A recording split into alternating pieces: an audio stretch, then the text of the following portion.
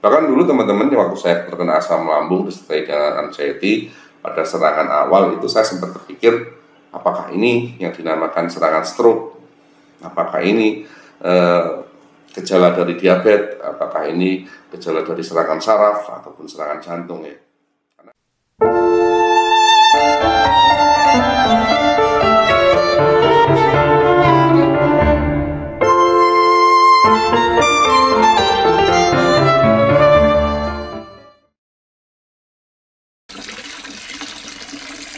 Assalamualaikum warahmatullahi wabarakatuh. Selamat sore, salam sehat buat sobat semuanya.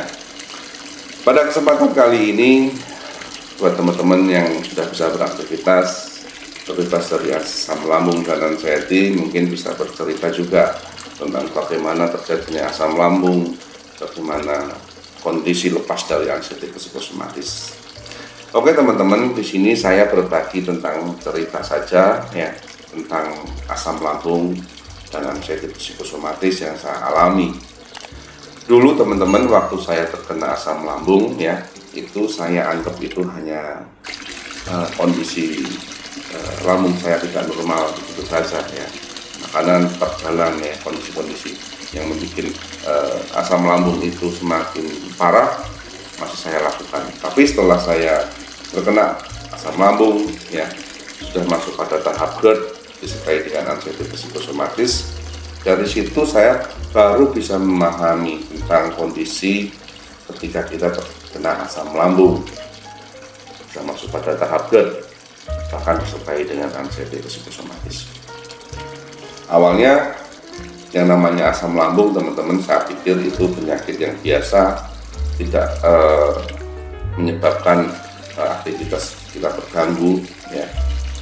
Hanya berpikir itu hanya bedah biasa saja ya, nyeri pada dada itu biasa saja. Tapi ternyata setelah terkena, ampun deh teman-teman ya, kondisi kena asam lambung, badan terasa tidak karuan ya, banyak sensasi seperti sensasi perut tidak nyaman, perut perih ya, yang namanya perut ini terasa begah ya, kembung, sering bersendawa, lalu berefek kepada kondisi tubuh yang lain seperti mata buram, lalu sempoyongan ya, kondisi badan tidak nyaman ya, otot terasa kaku.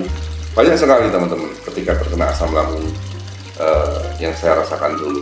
Nah, dari situ saya mulai belajar hidup sehat, mengatur pola makan ya, mengatur pikiran saya sehingga yang namanya asam lambung ini bisa kembali normal. Dan memang benar teman-teman, yang namanya asam lambung ini tidak bisa sembuh dalam 1 hari, 2 hari, 3 hari ya. Bahkan yang namanya asam lambung ini memerlukan penyembuhan sekitar 4-6 bulan ya, untuk benar-benar sembuh kembali normal ya. Karena ketika yang namanya lambung masih dalam kondisi iritasi ya, ada luka di dalam yang mungkin benar-benar belum sembuh, yang namanya sensasi itu masih bermunculan teman-teman ya, seperti sensasi begah, sensasi nyeri pada dada ya, dada berdebar-debar ya, tekanan darah tinggi, bahkan ada juga yang terjadi mengalami tekanan darah rendah atau kurang darah bahkan ya teman-teman. Memang kondisi itu silih berganti yang namanya sensasi.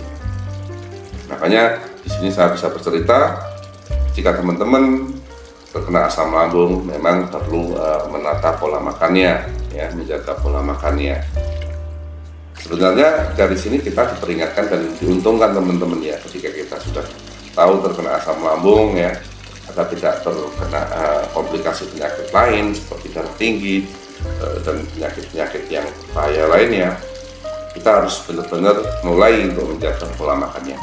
Bahkan dulu teman-teman, waktu saya terkena asam lambung disertai dengan anxiety pada serangan awal itu, saya sempat berpikir apakah ini yang dinamakan serangan stroke, apakah ini gejala dari diabetes, apakah ini gejala dari serangan saraf ataupun serangan jantung ya.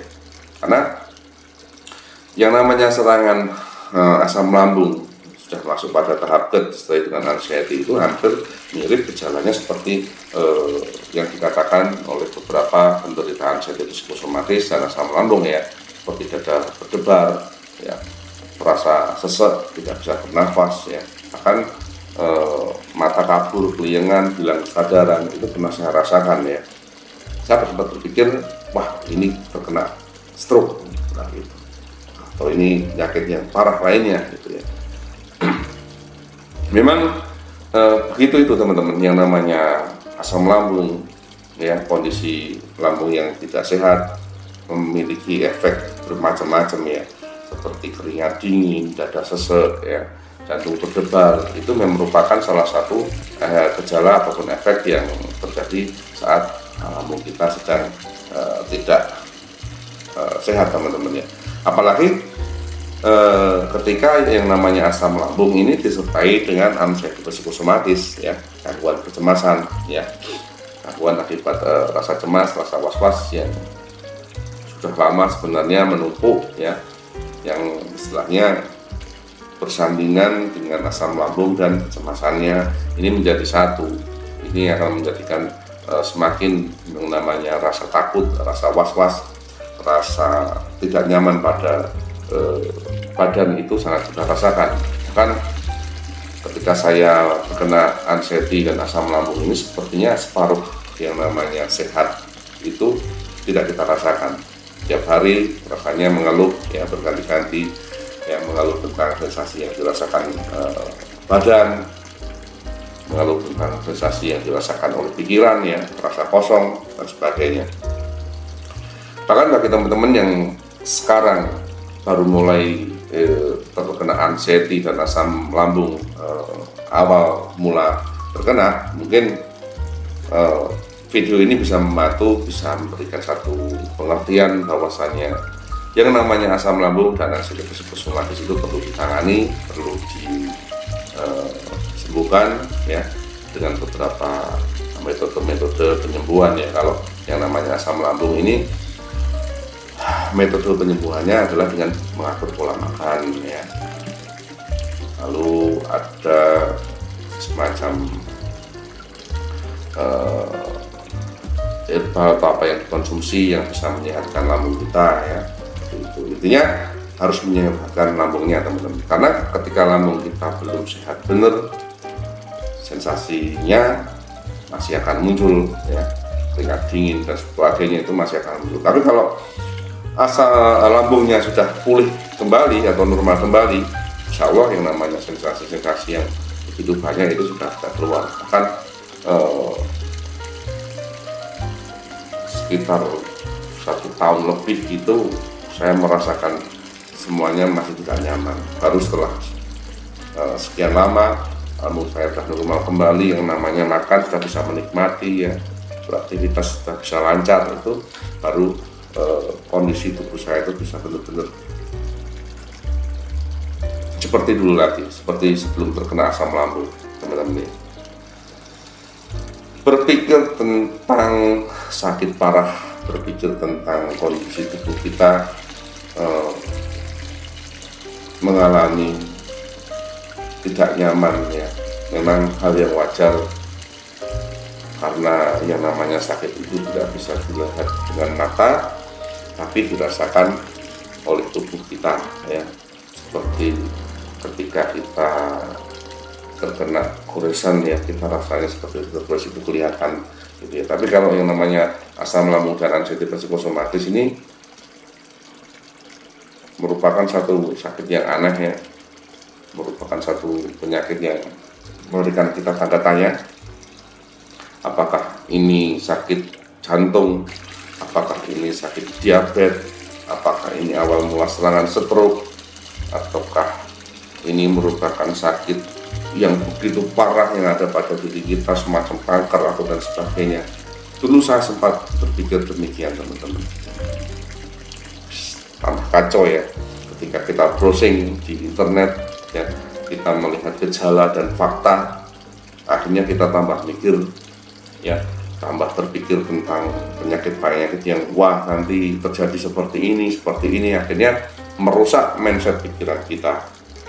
Makanya Dulu saya untuk menguatkan mentalitas dan membebaskan pikiran saya dari pemikiran tentang penyakit yang buruk, saya akhirnya salah satunya ya itu dengan coba periksakan tubuh ke dokter ya, check up jantung ya, periksa saraf ya, periksa lambung, periksa gula darah ya, periksa tekanan darah ya, banyak sekali yang saya periksakan dulu teman-teman. Bahkan saking bingungnya juga sampai periksa ke orang pintar ya, hanya untuk memastikan sebenarnya saya sakit apa gitu.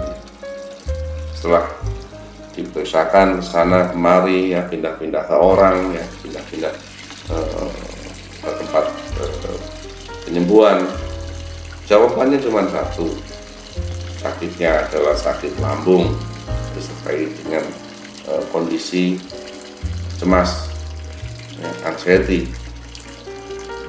Bagi teman-teman yang sudah sembuh dari asam lambung dan anxiety psikosomatis, insya Allah bisa bercerita tentang yang namanya asam lambung itu seperti apa, anxiety psikosomatis itu seperti apa, itu teman-teman ya. Memang yang namanya asam lambung itu jika dilakukan pengobatan lebih awal itu tidak akan mengganggu kondisi tubuh kita yang lainnya teman-teman. Tapi kalau dibiarkan tentu saja akan berpengaruh ke kesehatan tubuh kita yang lainnya ya, seperti kondisi lambung kita yang kurang normal, mungkin secara umum tidak bisa melakukan tugasnya untuk mencerna makanan ya, menyerap nutrisi yang diperlukan oleh tubuh kita. Bahkan ada sebagian orang yang ketika terkena asam lambung akhirnya menjadi kurus ya, karena memang nutrisi untuk tubuhnya tidak tercukupi. Gula darahnya drop karena memang makanan yang diolah di lambung kita tidak bisa diserap untuk bisa memberikan energi atau memberikan nutrisi bagi sel-sel kita, yang berakibat pada banyak gejala ya, seperti koyongan, mata buram, mata kabur ya, badan terasa lemas, kondisi tubuh terasa tidak bertenaga, banyak sekali teman-teman seperti itu. Jadi seperti itu teman-teman ya. Apalagi sudah tersertai dengan anxiety psikosomatis, ketika anxiety kecemasan serangan panik itu datang, serangan cemas itu datang dengan tiba-tiba, disebabkan karena pikiran kita sedang ruwet, trauma tersendiri terhadap pikiran kita, ini akan menambah berat gejala atau sensasi yang ditimbulkan teman-teman. Yang namanya rasa takut dari sensasi psikosomatis ini juga pernah saya rasakan ya. Bahkan mau keluar rumah juga takut, mau beraktivitas juga takut ya. Asam lambung bisa disembuhkan dalam jangka waktu 4-6 bulan dengan terapi yang dilakukan mulai dari pola makanan dan sebagainya. Untuk anxiety psikosomatis ini memang minimal teman-teman, minimal itu bisa pulih kembali dengan menata pola pikirnya, membangun mentalitas kita yang kuat, memberikan satu penyehatan terhadap pikiran kita. Ini ya minimal 12 bulan itu baru bisa sembuh. Kalau kita benar-benar ingin mengobati yang namanya anxiety psikosomatis itu teman-teman. Ketika sudah kita periksakan ke dokter, kita yakin bahwasannya tidak ada penyakit lain atau tidak ada penyakit yang parah yang kita idap ya, sehingga kita merasa benar-benar hanya kita terkena asam lambung dan anxiety psikosomatis. Dari situ mulai saya berpikir positif. Saya berpikir bagaimana cara menyehatkan lambung saya berpikir bagaimana menyehatkan mentalitas pikiran saya. Itu saja teman-teman. Kalau itu dilakukan, insya Allah yang namanya anxiety psikosomatis, asam lambung bisa sembuh. Teman-teman bisa beraktivitas kemana lagi tanpa adanya rasa kecemasan, rasa ketakutan ketika saat beraktivitas. Saya berkata demikian berdasarkan cerita saya sewaktu saya terkena asam lambung, sewaktu saya terkena anxiety psikosomatis, ya. Bisa bercerita, bisa mengatakan, bisa berbagi tentang pengalaman saya pada teman-teman semuanya, bahwasanya yang namanya asam lambung dengan itu banyak sensasi, yang namanya anxiety psikosomatis dengan banyak rasa sensasi kecemasan, insya Allah bisa disembuhkan, ya, bisa disembuhkan. Seperti itu teman-teman ya. Dan itu hanya satu penyakit rumahan yang sebenarnya itu terjadi pada keseharian kita, karena ketika kita pada kondisi lemah, pikiran kita sedang kacau, cemas dalam diri kita berlebih, sehingga hal-hal yang sebenarnya kita rasakan normal itu menjadi sesuatu yang terasa berat pada mindset pikiran kita teman-teman ya.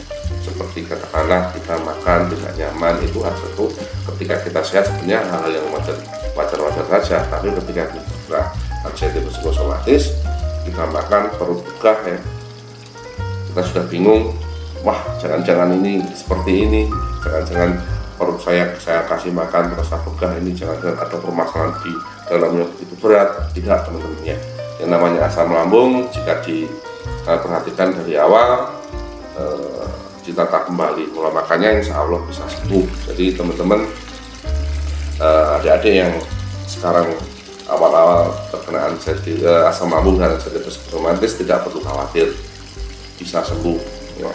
Bahkan dulu saya pernah frustasi yang namanya asam lambung kok lama nggak sembuh-sembuh ya, bahkan mungkin sampai 6 bulan nggak sembuh-sembuh ya.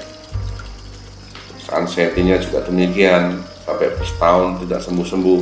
Saya sempat pesimis bahwasanya saya bisa sembuh dari ini ya, tapi dengan semangat dan melihat teman-teman atau mentor-mentor yang sudah sembuh, akhirnya saya juga merasa bersemangat. Mereka bisa sembuh, apalagi saya harus bisa sembuh dan kembali normal seperti dulu lagi gitu teman-teman. Jadi teman-teman bisa mensugesti diri teman-teman dari mentor-mentor yang mereka sudah pernah merasakan anxiety psikosomatis dan mereka sudah sembuh ya. Bagaimana cara sembuh dari anxiety psikosomatis dan asam lambung ya. Bisa belajar dari mereka-mereka yang sudah sekarang ini bisa sembuh. Saya pun juga dulu demikian, belajar ke mentor, belajar ke youtuber ya, yang mereka membahas tentang anxiety psikosomatik dan asam lambung. Dari situ saya belajar, tidak perlu banyak tanya ya. Kesembuhan itu memang tidak perlu ditanyakan ya, tapi dilakukan bagaimana mereka bisa sembuh dan kita tiru seperti itu teman-teman ya. Jadi seperti itu. Siapa saja yang memberikan satu testimoni baik, lakukan, tiru yang baik-baik. Gitu aja. Oke, gitu aja. Terima kasih teman-teman. Tidak terlalu panjang lebar. Semoga video saya kali ini bisa memberikan pencerahan dan membantu teman-teman semuanya. Jangan lupa subscribe video saya, share video saya untuk teman-teman yang lainnya yang membutuhkan informasi. Jangan lupa nyalakan lonceng notifikasinya untuk mendapatkan video-video terbaru dari saya membahas tentang asam lambung dan anxiety psikosomatis. Terima kasih teman-teman. Wassalamualaikum warahmatullahi wabarakatuh. Salam sehat. Bye-bye teman-teman semuanya.